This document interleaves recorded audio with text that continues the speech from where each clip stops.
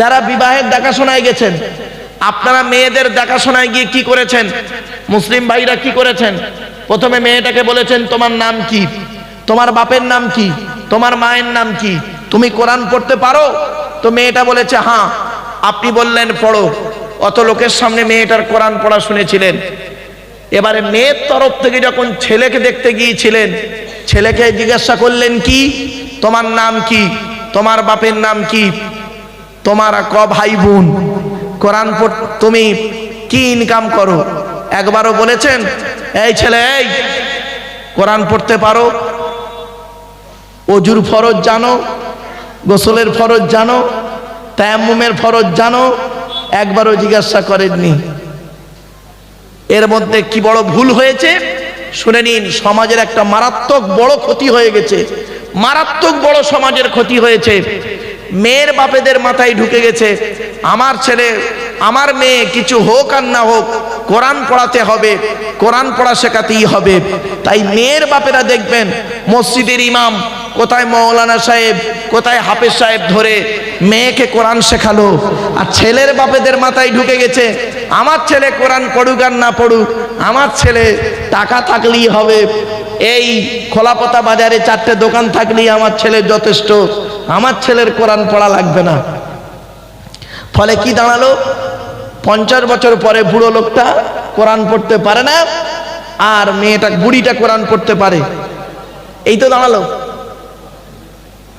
যেখানে নবীজি বলেছেন খায়রুকুম মান তাআল্লামাল কুরআনা ওয়া আল্লামাহু, তোমাদের মধ্যে উত্তম ব্যক্তি হলো ওই লোকটা যে নিজে কোরআন শেখে, অপরকে কোরআন শিক্ষা দেয়। তাই আমি আপনাদের খোলাপতার মানুষদের কাছে বলে যাচ্ছি, করো জোরে বাবা, মসজিদের ইমাম সাহেবের কাছে বসে অন্তত কোরআন পড়াটা একটু দয়া করে শিখে নেবেন, কোরআন পড়াটা একটু শিখে নেবেন। মসজিদের ইমাম সাহেবের কাছে বসে, এলাকার অনেক আলেম উলামা আছে তাদের কাছে বসে অন্তত কোরআন পড়াটা শিখে নেবেন। এই অনুরোধটুকু আমি আপনাদের কাছে করলাম, মাথায় রাখুন, এ দায়িত্ব কিন্তু আপনাদের। 1 নম্বরে নবী বললেন, এবার আসছি কিয়ামতের মাঠে প্রশ্ন হবে। 1 নম্বর পিতা হিসাবে কতটা ভালো, 2 নম্বর এই স্বামী হিসাবে কতটা ভালো, 2 নম্বর পিতা হিসাবে কতটা ভালো। পিতা হিসাবে আলোচনা করতে গিয়ে নবীজির ওই হাদিসটাকে আলোচনা করছিলাম। নবীজি বলেছেন প্রত্যেক পিতামাতার দায়িত্ব হলো ছেলে এবং মেয়ের উপরে 3টি। 1 নম্বর সুন্দর সুন্দর নাম রাখতে হবে। 2 নম্বর ছেলে মেয়ে যখন কথাবার্তা বলতে শিখবে তাদেরকে কোরআনের শিক্ষা দেবে। 3 নম্বর হলো ওয়াইজা বালাগা ওয়াইজা বিজা হইজা আদরাকা, ছেলে মেয়ে যখন বালক নাবালেগ থেকে সাবালেগ হবে পাত্রপাত্রী দেখে সঠিক সময়ে তাদেরকে বিবাহের ব্যবস্থা করবে।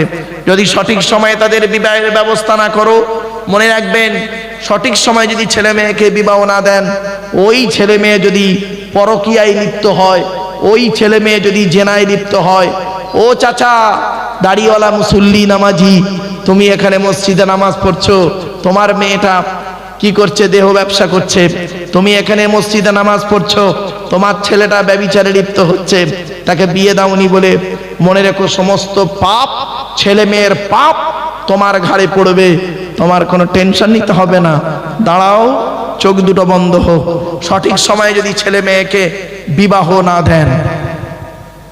এবারে আসছি, তাহলে 1 নম্বর স্বামী হিসাবে কতটা ভালো, 2 নম্বর পিতা হিসাবে কতটা ভালো, 3 নম্বর হলো কি ছেলে হিসাবে কতটা ভালো। আপনি আপনার পিতামাতার কতটা সেবা যত্ন করেছেন, এই সম্পর্কে আপনাকে কিয়ামতের মাঠে জিজ্ঞাসা করা হবে। আপনি আপনার পিতামাতার হকটা আদায় করেছেন কিনা? আপনার পিতামাতা আপনার হক আদায় করেনি, ঠিক আছে, তার জবাব তিনি দেবেন।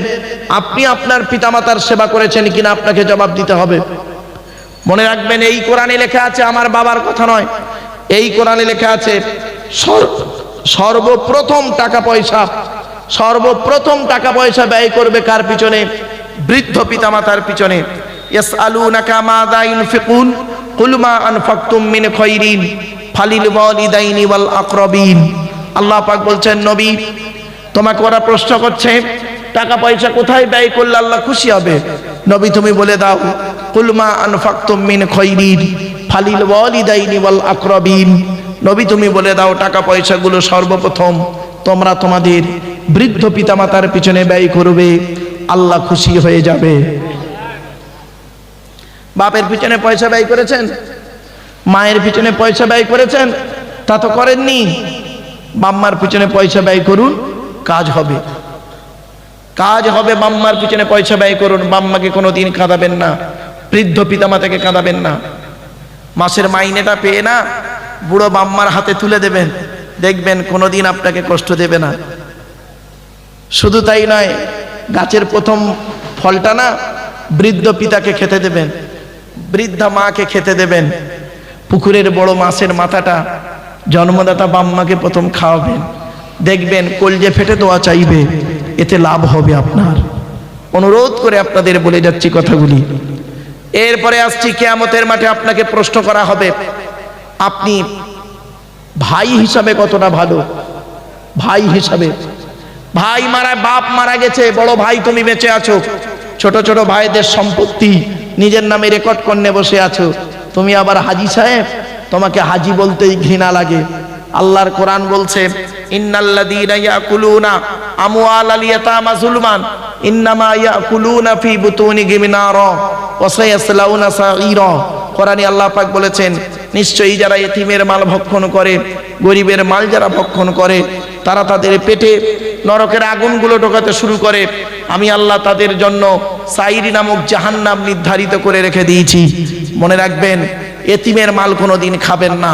অনেকে আছে দেখবেন এতিমের মাল খেয়ে নেয়, বাপ মরে গেছে, ভাই মরে গেছে, কেউ নেই, এতিমের মাল ভক্ষণ করে নেয়। মনে রাখবেন, এতিমের নামে চাঁদা তুলে, এতিমের নামে চাঁদা তুলে, মাদ্রাসা মসজিদের নামে চাঁদা তুলে অনেকে নিজে পেটে খেয়ে নেয়। রাগ করবেন না, অনেকে এতিমের নামে চাঁদা তুলে, মাদ্রাসা মসজিদের নামে চাঁদা তুলে গাড়ি বাড়ি বিল্ডিং করে নেয়। মনে রাখবেন, কবরে শুতে হবে, কবর কাউকে ছাড়বে না। এতিমের সম্পদ যদি আপনি খেয়েছেন, মেরেছেন, আপনাকে জবাব দিতে হবে। এখানে আমরা অনেকেই বসে আছি, এতিমের মাল বিভিন্ন অ্যাঙ্গেল থেকে খেয়ে নিয়েছি। তাই আপনাদেরকে আমি অনুরোধ করে বলে যাচ্ছি, বাবা এগুলোকে একটু পরিবর্তন করুন।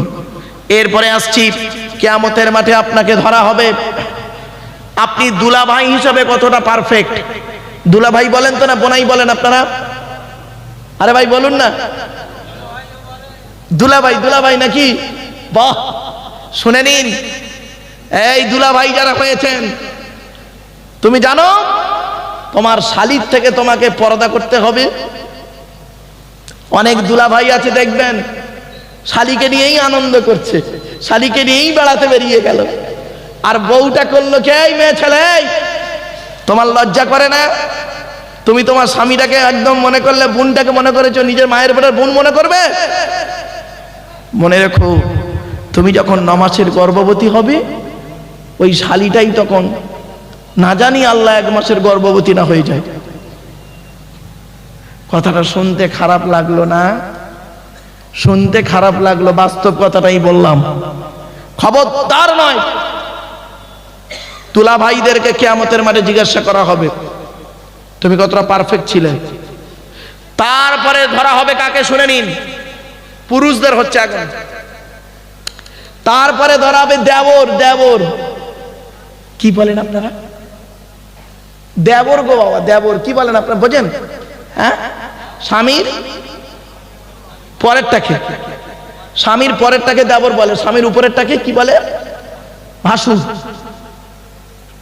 নবীজি বলেছেন, একদিন নবীজির কাছে মেয়ে ছেলেরা এসেছেন, মহিলারা এসে বলছেন, হে নবী, পৃথিবীতে আমরা কাকে বেশি ভয় করব বলুন।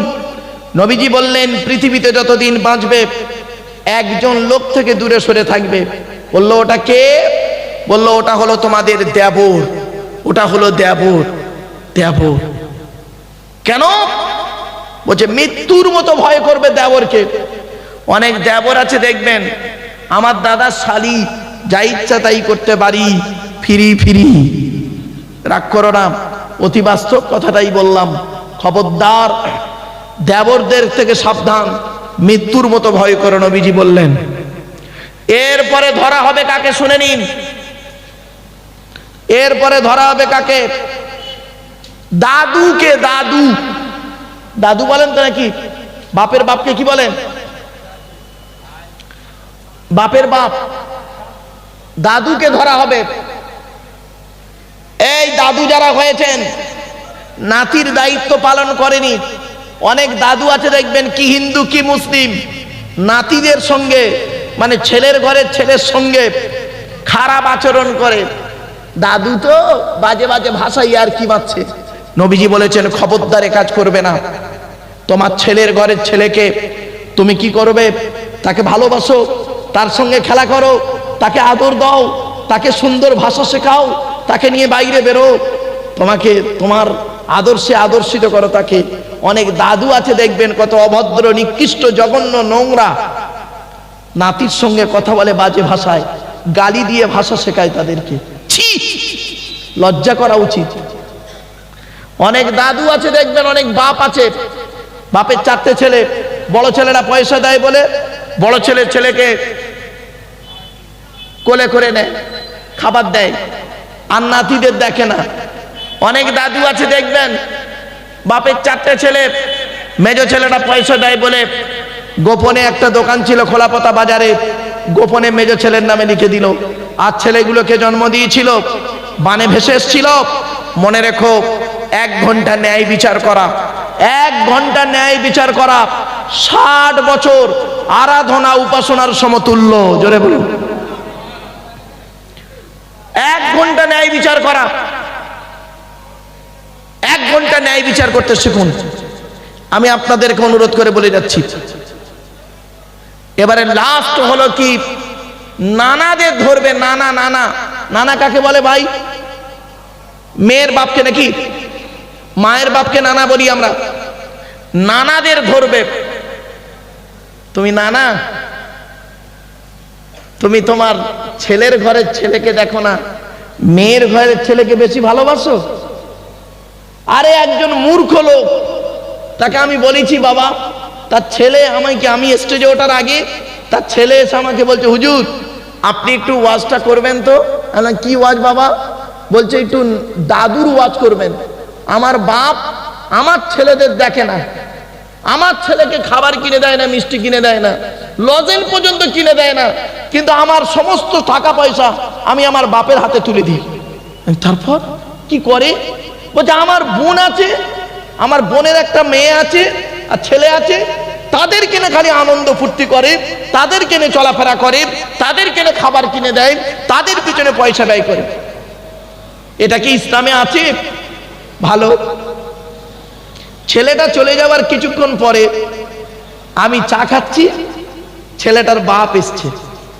ছেলেটার বাপ এসছে, এসে আমাকে বলছে হুজুর আপনি একটু পিতামাতার সেবা যত্ন নিয়ে একটু ওয়াজ করবেন তো। কিছু বুঝতে পারছেন আমার ভাষা? ছেলেটা বলে গেল ওই কথা, আর ছেলেটা বাপ এসে বলছে এখনকার ছেলেরা বাম্মার দেখে না, একটু ওয়াজ করবেন হুজুর, বাম্মার ওয়াজটা করবেন। তখন আমি বললাম কি বলবো বাবা, আমি তো আর জানি না ওর ছেলে ওটা, ওর ছেলে ওটা তো আমি আর জানি না। তখন আমি বলছি এই মাত্র একজন ছেলে এলো, এসে বলল এই এই ব্যাপার, তার ছেলেকে তার বাপ দেখে না, আর তার বোনের ছেলেকে মানে মেয়ের ঘরের ছেলেকে বাপ ভালো দেখে। তখন বলছে ও তো ছেলেটা জানেই না আমার নবীর আল্লাহ কন্যা সন্তান দিয়েছিলেন। বলছে আমাকে, আমার ওয়াজ শোনাচ্ছে, আমার নবীর কন্যা সন্তান 4টে ছিল, মা ফাতেমার বাচ্চা হাসান আর হোসাইনকে আমার রাসূল খুব ভালোবাসতেন, তাই আমি আমার মেয়ের ঘরের মেয়েকে, ছেলে মেয়েকে ভালোবাসি। তখন আমি বুঝলাম এ তো মারাত্মক মূর্খ লোক, মারাত্মক মূর্খ লোক। অনেকের ধারণা আছে গো বাবা, এখানে অনেকের ধারণা হয় যে নবীজি ফাতেমার বাচ্চাকে ভালোবাসতেন, তাই আমার মেয়ের ঘরের ছেলেকে বেশি ভালোবাসবো, ছেলের ঘরের ছেলেকে দেখবো না। ওরে বোকা, তুই মরে গেলে জানাজা পড়ানোর দায়িত্ব হলো ছেলেটার, ছেলেই জানাজা পড়াবার দায়িত্ব হোক, তুমি তো জানো না। তখন আমি বললাম ওরে বোকা, তখন লোকটাকে বললাম বাবা আল্লাহর নবীর যদি কোনো পুত্র সন্তান থাকতো আর তার যদি কোনো ছেলে থাকতো, নবীজি হাসান হোসাইনের মতো তাকেও ভালোবাসতো, ঠিক না ঠিক? আল্লাহ দেয়নি। 3টে পুত্র সন্তান হয়েছিল নবীজির, বাল্যকালে আল্লাহ দেখে নিয়েছে। বড় ছেলেটার নাম হলো কাসেম, তারপরে হলো তাহের বা তৈয়েব, ছোট ছেলেটার নাম হলো ইব্রাহিম। নবীর 3টে পুত্র সন্তান, বাল্যকালী আল্লাহ ডেকে নিয়েছে। আর 4টে কন্যা সন্তান কে কে? জয়নাব, উম্মে কুলসুম, রুকাইয়া, ছোট মেয়েটার নাম ফতেমা। ফতেমার 2টো ছেলে ছিল, হাসান আর হোসাইন। তাই নবীজি হাসান হোসাইনকে ভালোবেসেছেন বেশি, এটা স্বাভাবিক। যদি নবীজি ছেলের ঘরের ছেলে থাকতো, নবী তাকেও ভালোবাসতো। জ্বলন্ত প্রমাণ আপনাদের দিচ্ছি, শুনে নিন। ইব্রাহিম নবীর ছেলে, ইব্রাহিম নবীর কটা ছেলে জানেন? শুনে নিন। ইব্রাহিম নবীর 2টো স্ত্রী, বড় স্ত্রীর নাম সারা, ছোট স্ত্রীর নাম হাজেরা। হাজেরার ছেলে হলো ইসমাইল, আর সারার ছেলে হলো ইসহাক নবী, আর ইসহাক নবীর ছেলে হলো ইয়াকুব নবী, ইয়াকুব নবীর ছেলে হলো ইউসুফ নবী। দেখেছেন? কে বলেছে? এই জন্য বাবু বাড়িতে গিয়ে ভাববেন, ছেলের ঘরের ছেলেকে যতটাই ভালোবাসবেন, মেয়ের ঘরের ছেলেকে ততটাই ভালোবাসবেন। ডানচোখ বাঁচক করবেন, আপনি আল্লাহর কাছে ধরা পড়ে যাবেন। অনুরোধ করে আপনাদের বলে যাচ্ছি, কথাগুলো একটু মাথায় রাখুন। কোথায় আওয়াজ হচ্ছে? ও যাই হোক, এই কথাগুলো কেন আপনাদেরকে বললাম? খুবই গুরুত্বপূর্ণ কথা বাপ, এগুলো বলা খুবই জরুরি বলে মনে করছিলাম, তাই আপনাদেরকে আমি কথাগুলো বলতে বাধ্য হলাম। এরপরে আসছি, আল্লাহ পাক বললেন 10টা হারাম জিনিস নিয়ে কথা বলছিলাম আজকে। 1 নাম্বার হারামের নাম কি? আল্লাহর সঙ্গে কাউকে শরীক করো না, লা তুশরিকু বিহি শাইয়্যা। 2 নাম্বার হলো ওয়াবিল ওয়ালিদাইনি ইহসানা, পিতামাতার সেবা যত্ন করো। 3 নাম্বার হলো লা তাকতুলু আওলাদাকুম মিন ইমলাক, তোমরা তোমাদের সন্তানদেরকে হত্যা করো না খাওয়ার ভয়ে। এই আয়াতের তাফসীর অন্য আয়াত দিয়ে হয়েছে, লা তাকতুলু আওলাদাকুম মিন খশিয়াতি ইমলাক, তোমরা তোমাদের সন্তানদেরকে খাওয়াবার ভয়ে হত্যা করো না। নাহনু নারযুকুকুম ওয়া ইয়্যাকুম, আমি আল্লাহ তোমাদেরও খাওয়াই তাদেরও খাওয়াই। ইন্না কতলাকুম কানা খিতুআন কাবীরা, তাদের হত্যা করা হলো মহাপাপ, গুনাহে কাবীরা। 4 নাম্বার হারাম কাজটা কি শুনে নিনি, আল্লাহর কোরআন জানিয়ে দিল 4 নাম্বার হারামটা কি। লা তাকরাবুল ফাওয়াহিশা মা যাহারা মিনহা ওয়া মা বাতন। আল্লাহ পাক বললেন 4 নাম্বার হারাম জিনিসটা হলো কি জানেন? প্রকাশ্য অপ্রকাশ্য পাপ কাজের ধারে বাড়ে যেও না। প্রকাশ্য অপ্রকাশ্য। আচ্ছা, প্রকাশ্য অপ্রকাশ্যটা কি একটু খুলে বলি। আচ্ছা বাবা, আমরা এমন মানুষ, আমরা মদখোরকে কি করি জানেন? মদখোরকে মসজিদ থেকে বের করে দিই, মদখোরকে মসজিদ থেকে মেরে বের করে দিই, আর সুদখোরকে মসজিদের সভাপতি বানিয়ে দিই। ঠিক না বেটি? মদখোরকে মসজিদ থেকে বের করে দিই, আর সুদখোরকে মসজিদের সভাপতি বানিয়ে দিই। এজন্য আপনাদের বলি, জলসা দিতে গেলে 3টে জিনিস ঠিক রাখবেন। 1 নাম্বার হলো কি জানেন? বক্তা, বক্তাটা ঠিক রাখবেন।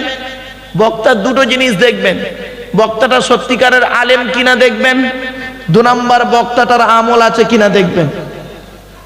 বক্তারা 5 ওয়াক্ত নামাজ পড়ে কিনা, রমজান মাসে রোজা রাখে কিনা, বক্তাটার চরিত্র ঠিক আছে কিনা, 2 ঠোঁটের মাঝখানে 2 রানের বীজখানে এই 2টো জিনিস ঠিক আছে কিনা একটু খবর নেবেন গো বাবা।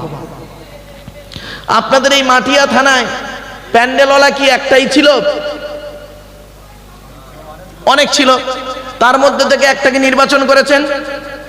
আপনাদের মাটিয়া থানা মাইকওয়ালা কি একটাই ছিল? তার মধ্যে থেকে একটাকে নির্বাচন করেছেন। আপনি একটা মাইক নির্বাচন করতে পারলেন, একটা প্যান্ডেল নির্বাচন করতে পারলেন, একটা বক্তা নির্বাচন করতে পারলেন না? করবেন, অনুরোধ করে বলে যাচ্ছি। 2 নাম্বার হলো কমিটি। জলসা কমিটি হতে গেলে 3টে গুণ লাগবে। কটা? 1 নাম্বার সৎ হতে হবে জলসা কমিটি হতে গেলে। সৎ কাকে বলে? নবীজির কাছে একদিন সাহাবীরা জিজ্ঞাসা করলেন, ইয়া রাসূলুল্লাহ, আপনি কিছু উপদেশ দান করুন। আল্লাহর নবী বললেন, তোমরা আমাকে 2টো জিনিসের গ্যারান্টি দাও। আমি মুহাম্মদ সাল্লাল্লাহু আলাইহি ওয়াসাল্লাম তোমাদের জান্নাতের গ্যারান্টি দিয়ে দেব। এক নাম্বার নবীজি বললেন, দুই ঠোঁটের মাঝখানে এই জিভের গ্যারান্টি দাও। হারাম খাবার খাওয়া থেকে জিভটাকে ঠিক করো, বাজে ভাষা বলা থেকে জিভটাকে ঠিক করো, পরনিন্দা পরচর্চা করা থেকে জিভটাকে ঠিক করো। দুই নাম্বার হলো দুই রানের বীজখানে লজ্জাস্থানকে হেফাজত করো। নবীজি বললেন, দুই ঠোঁটের মাঝখানে দুই রানের বীজখানে এই দুটো জিনিসের গ্যারান্টি যদি তোমরা আমাকে দাও, আমি মুহাম্মদ সাল্লাল্লাহু আলাইহি ওয়াসাল্লাম তোমাদের জান্নাতের গ্যারান্টি দিয়ে দেব। যান বাড়ি চলে যান, গিয়ে দেখবেন হয় চাচার নিচে খারাপ, নয় চাচার উপরে খারাপ। বাস্তব কথা বললাম। তাই এক নাম্বার বাবা, জলসা কমিটি হতে গেলে এক নাম্বার হলো সৎ হতে হবে। দুই নাম্বার হলো জলসা কমিটি হতে গেলে হালাল খাবার খেতে হবে। তিন নাম্বার হলো বাবা, জলসা কমিটি হতে গেলে 5 ওয়াক্ত নামাজি হতে হবে। ও বাবা, জলসা কমিটি তো দূরের কথা, 5 ওয়াক্ত নামাজ তো দূরের কথা, জুম্মার নামাজি অনেকে পড়ে না। এবার আসছি, শ্রোতা হতে গেলে 3টে গুণ লাগবে আপনাদের। এক নাম্বার কি জানেন? শরীর পাক হতে হবে। তো এখানে যারা বসে আছেন বাবা, শরীরটা আপনাদের পাক আছে, হয়তো অনেকের ওযু এখন নাও থাকতে পারে। 2 নাম্বার হলো কাপড় পাক। আপনারা যে যেমন কাপড় পরে আছেন, আপনাদের প্রত্যেকের কাপড়টা পাক আছে, এটা আমার বিশ্বাস। 3 নাম্বার হলো কি জানেন? জায়গা পাক। বাবা, এই প্লাস্টিকটা কোথাকার প্লাস্টিক? প্যান্ডেল ওলাদের নাকি? হ্যাঁ হ্যাঁ, আই হয়েছে। এই প্লাস্টিকটা প্যান্ডেল ওলারা জীবনে কোনো দিন 3 বার করে ধৌত করে না, আজকের এখানে বিছিয়ে দিয়েছে। খাওয়া দাওয়ার পরে দেখবেন আপনারা চলে যাবেন, গোটা কত কুকুরও চলাফেরা করবে। আপনারা অনেকে জুতো পায়েদের উপরে চলাফেরা করবেন, প্যান্ডেলওয়ালা আবার এটাকে গুড়িয়ে নিয়ে পাশের গ্রামে জলসায় বিছিয়ে দেবে কালকে। একজন সত্যিকারের নামাজি মুসল্লি লোক, যার শরীর পাক কাপড় পাক, এই জায়গাটায় বসার কারণে, ওই প্লাস্টিকটায় বসার কারণে তারা কাপড়টা নাপাক হয়ে যাওয়ার সম্ভাবনা খুবই বেশি। ঠিক না বেটি? এই জন্য উচিত কি ছিল, এই প্যান্ডেলওয়ালাদের প্লাস্টিকের উপরে মসজিদের মুসাল্লাগুলো এনে যদি সুন্দর করে বিছিয়ে দিতেন, অত্যন্ত ভালো লাগতো বাবা। কথাগুলো শুনতে হয়তো খারাপ লাগলো। আর সব থেকে উত্তম জায়গা হলো জলসার, কোথায় জানেন? মসজিদের হল। মসজিদ হলো সব থেকে উত্তম জায়গা জলসা করার। এজন্য অনুরোধ করে বলে যাচ্ছি বাপ, কথাগুলো শুনতে হয়তো খারাপ লাগবে, এত টাকা খরচা করেছেন, আর যদি 200 খানা চেয়ার করতেন তাহলে আর এই সমস্যাটা হতো না। ঠিক না বেটি? এত ভালো প্যান্ডেল করেছেন, এত কিছু করেছেন, কথাগুলো শুনতে হয়তো খারাপ লাগলো। আর একটু এগিয়ে যাচ্ছি বাপ। আল্লাহ পাক বললেন 4 নাম্বার হারাম জিনিসটা কি? প্রকাশ্য অপ্রকাশ্য পাপ কাজে লিপ্ত হওয়া হারাম।